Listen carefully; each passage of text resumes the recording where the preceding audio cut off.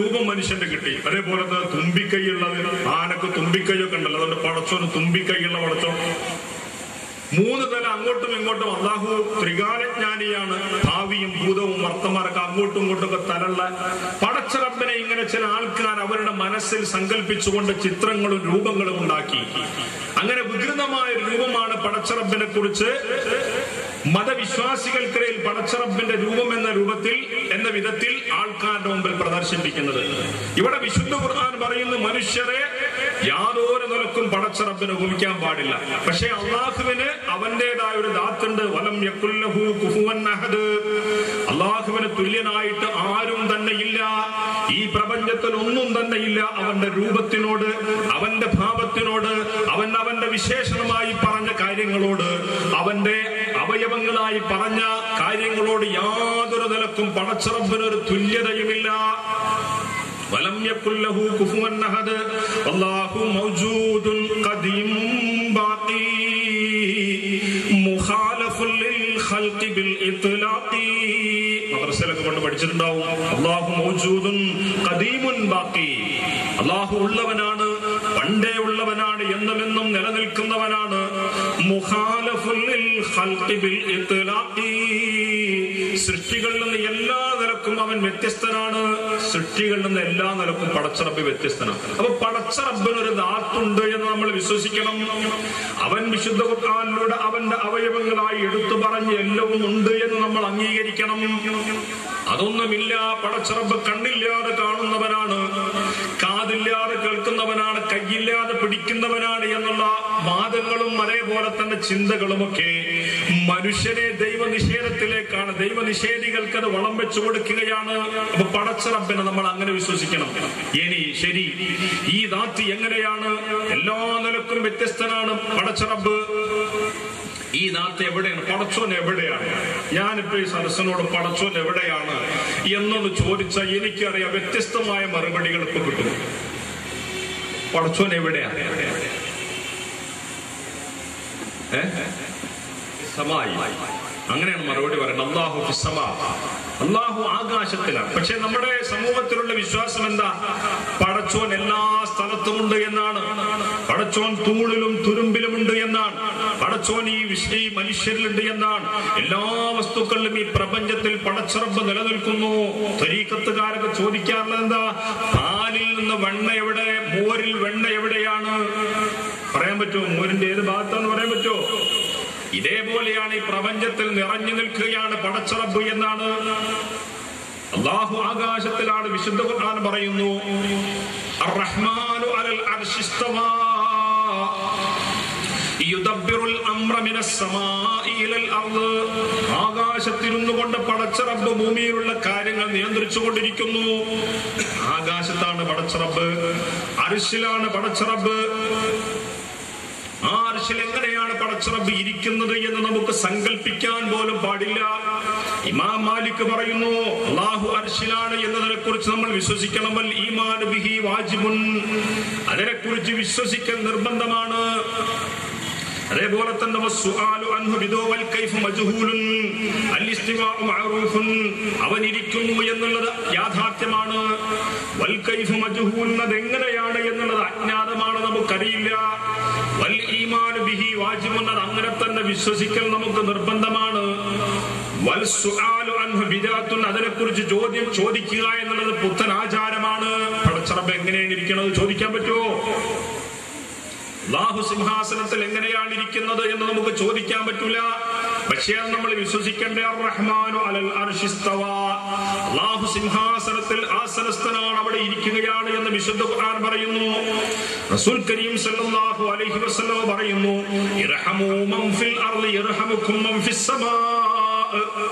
നിങ്ങള് ഭൂമിയിലുള്ളവരോട് കരുണ കാണിക്കൂ ജനങ്ങളെ, വിശ്വാസികളെ, എങ്കിൽ ആകാശത്തുള്ളവർ നിങ്ങളോട് കരുണ കാണിക്കും. പടച്ച റബ്ബ് ആകാശത്തിലാകുന്നു എന്നതിനെ സംബന്ധിച്ച് ആയത്തുകളും ഹദീസുകളും ഉണ്ട്. പക്ഷേ നമ്മുടെ മുസ്ലിം സമുദായത്തിൽ തന്നെ ഇന്ന് പല ചോദ്യങ്ങളും. 4 വയസ്സായ എന്റെ മോൻ നില പറഞ്ഞു, വാപ്പ അല്ലാഹ് ആകാശത്തുണ്ട്, മാനത്തുണ്ട്, മണ്ണിലുണ്ട് എന്നാണ്. 4 വയസ്സ് മദ്രസയിലും സ്കൂളിലും ചേർത്തിട്ടില്ല. അല്ല മാനത്തുമുണ്ട് മണ്ണിലുമുണ്ട് എന്ന് എന്താ മോനെ നീ അങ്ങനെ പറയാൻ? എനിക്ക് എന്റെ കാക്ക ഹബീബ് അങ്ങനെ പറഞ്ഞു തന്നാണ്. മദ്രസ പോകുന്ന ഹബീബിനോട്, എന്റെ പെങ്ങളുടെ മോനാണ്, പെങ്ങളുടെ പേരക്കുട്ടിയാണ്, അവൻ പറഞ്ഞു കൊടുത്തത് അവന് അല്ല ആകാശത്ത് മാനത്തുണ്ട് മണ്ണിലുണ്ട്. അല്ല, അല്ല ആകാശത്തിലാണ്, മണ്ണിലല്ല പഠിച്ചോ. മണ്ണിൽ നിന്ന് മനുഷ്യനാണ് ഉണ്ടായിട്ടുള്ളത്. അത് പറഞ്ഞ് ബോധ്യപ്പെടുത്തി കൊടുക്കാൻ വല്ല പ്രയാസമാണ്. കാരണം കൊച്ചു കുട്ടികളുടെ മനസ്സിൽ പോലും ഇന്നും നമ്മുടെ മദ്രസകളിൽ പഠിപ്പിച്ചുകൊണ്ടിരിക്കുന്ന ഈ ത്വരീഖത്തിന്റെ വിശ്വാസമാണ്. അല്ല ഈ ഭൂമുഖത്ത് മുഴുവൻ നിറഞ്ഞു നിൽക്കുന്നു. അല്ല, അല്ലാഹു ആകാശത്തിൽ സിംഹാസനത്തിലാണ്. അതാണ് വിശുദ്ധ ഖുർആൻ നമ്മളെ പഠിപ്പിക്കുന്നത്. തിരുനബി സല്ലല്ലാഹു അലൈഹി വസല്ലം നമ്മളെ പഠിപ്പിക്കുന്നതാണ്. ആ കാലഘട്ടത്തിൽ അറബികളുടെ എല്ലാവരുടെയും വിശ്വാസം അതായിരുന്നു, അല്ലാഹു ആകാശത്തിലാണ്. പിന്നെ ഈ ആകാശത്തുള്ള പടച്ച റബ്ബ് ഇന്ന് മതവിശ്വാസികൾക്ക് പല രൂപത്തിലുള്ള സങ്കല്പങ്ങളുമുണ്ട്. ചില ആൾക്കാർ പറയുന്നു അല്ലാഹു അങ്ങനെ അവതരിച്ചുകൊണ്ടിരിക്കും, മനുഷ്യരായിട്ട് ഇങ്ങനെ പറന്നുകൊണ്ടിരിക്കും. പടച്ചവൻ അല്ലാഹു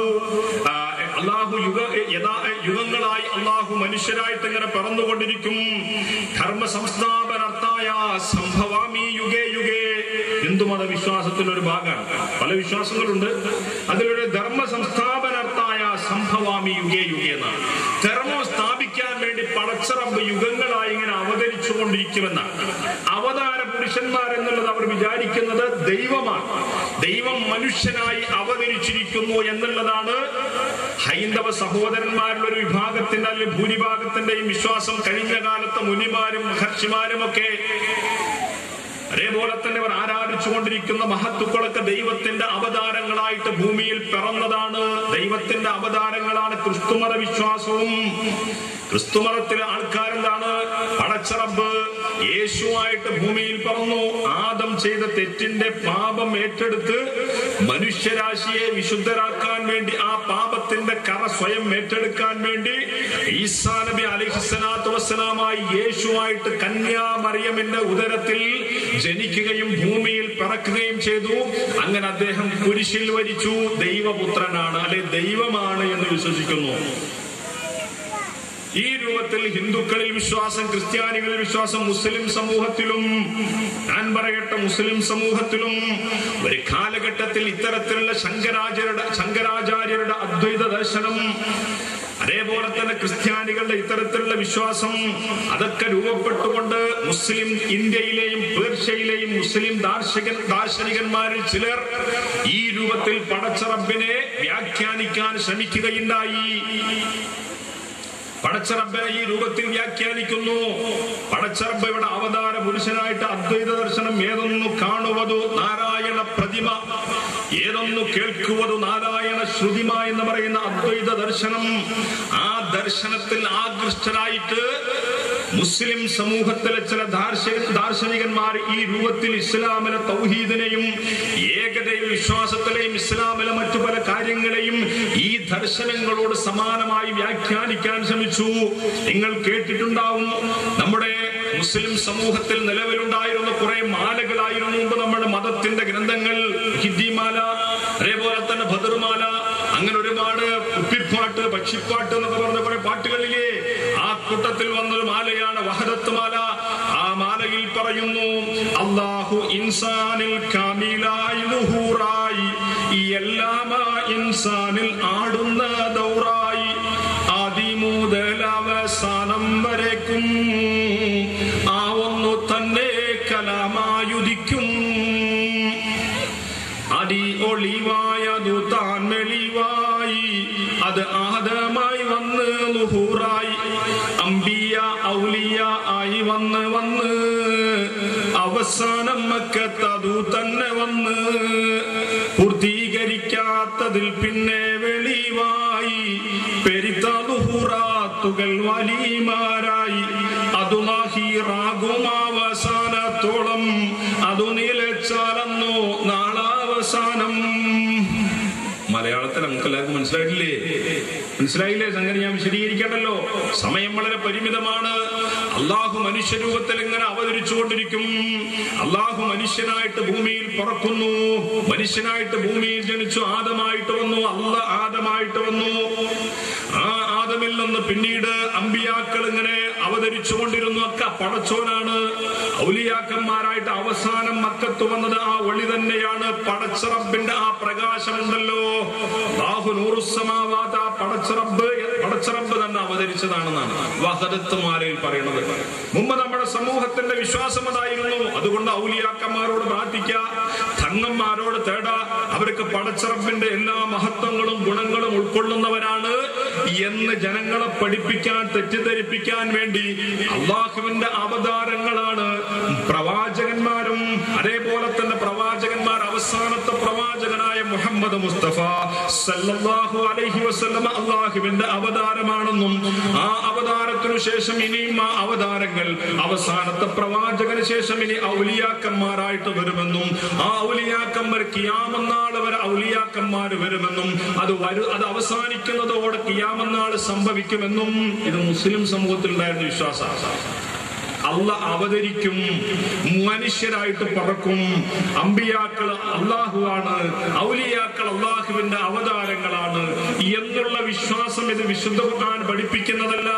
ലം യലിദ് വലം യൂലദ് ഖുൽ ഹുവല്ലാഹു അഹദ് അല്ലാഹുസ് സമദ് ലം യലിദ് വലം യൂലദ് വലം യകുൽ ലഹു കുഫുവൻ അഹദ്. അല്ലാഹു ജനിക്കൂല, അല്ലാഹുവിന്റെ പുത്രനാണെന്ന് ആരെയും പറയാൻ പാടില്ല, അല്ലാഹു യാതൊരു നിലക്കും ഒന്നിനോടും തുലനം ചെയ്യാൻ പാടില്ല. പടച്ച റബ്ബിന്റെ ഈ ദാത്തിൽ തന്നെ, ഞാൻ പറയുന്നത് ദാത്തിനെ കുറിച്ചാണ് ഞാൻ പറയുന്നത്, അള്ളാഹുവിന്റെ ഈ ദാത്തിൽ തന്നെ മുസ്ലിം സമുദായമടക്കം വ്യതിചലിച്ചു പോയിരിക്കുന്നു. അള്ളാഹിന്റെ ദാത്ത് എല്ലായിടത്തും ഉണ്ട്. അള്ളാഹുവിന്റെ ദാത്ത് തന്നെയാണ് ഔലിയാക്കള്. അല്ലെ, ചില ഹദീസുകളെ എടുത്ത് വിശദീകരിക്കാം. അള്ളാഹുവിലേക്ക് ഒരു മനുഷ്യൻ ഇങ്ങനെ ഫർളായ കർമ്മങ്ങൾ അടുത്തുകൊണ്ട് അങ്ങനെ അടുക്കണം, സുന്നത്തായ കാര്യങ്ങൾ അടുത്ത് വർദ്ധിപ്പിച്ചുകൊണ്ട് ഒരു മനുഷ്യൻ അള്ളാഹുവിലേക്ക് അടുത്താൽ അള്ളാഹു അവനെ സ്നേഹിക്കും. ചില ഹദീസുകൾ അങ്ങനെ. ആ ഹദീസിന്റെ ബാഹ്യമായ അർത്ഥം വെച്ചുകൊണ്ട് ചില ആൾക്കാര് പണ്ട് കാലഘട്ടത്തിൽ തന്നെ ഇത്തിഹാദികൾ എന്ന് പറയുന്ന ചില ഒരു വിഭാഗക്കാരായ ആൾക്കാര് ഹദീസിന്റെ ബാഹ്യമായ അർത്ഥം വെച്ചുകൊണ്ട് പടച്ച റബ്ബ് ഔലിയാക്കന്മാരായിട്ട് വരുമെന്ന് വ്യാഖ്യാനിക്കുകയുണ്ടായി. അള്ളാഹുവിലേക്ക് ഒരാൾ സുന്നത്തായ കർമ്മങ്ങൾ എടുത്തുകൊണ്ട് അടുക്കുകയാണെങ്കിൽ ആ മനുഷ്യന്റെ അടുക്കൽ ആ മനുഷ്യനെ അള്ളാഹു സ്നേഹിക്കുകയും എന്നിട്ട് ആ കുന്തു സംഅഹുല്ലദീ യസ്മഉ ബിഹി, അവൻ കേൾക്കുന്ന കാത് ഞാനാകും.